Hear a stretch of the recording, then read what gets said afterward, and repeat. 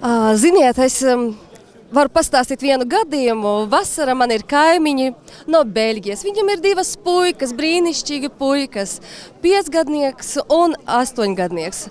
Un ko es varu pateikt? Vienu brīdi šis puika, ieraugot manu meitu ar tēti, pajautāja: "Māma, kas tas ir par vīrieti, kas iet kopā ar Ilāriju?" Ja? Mana meita sauc Ilārija. Un mamma teica: "Kā? Tas ir Ilārijas tētis." Bet jūs varat iedomāties, bērni, kas mācās Beļģijā, viņi domāja, ka es un mana māsa, tas ir 2 mammas, ka manai meitai ir 2 mammas.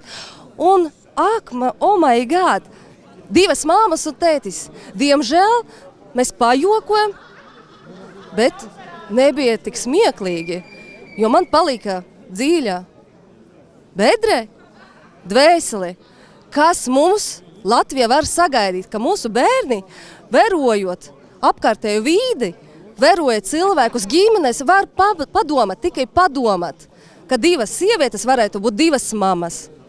Es tagad jums pastāstīju reālu gadījumu, kuru es pārdzīvoju un piedzīvoju vasarā.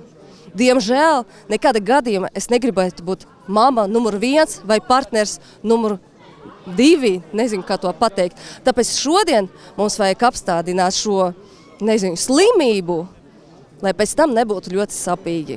Paldies jums!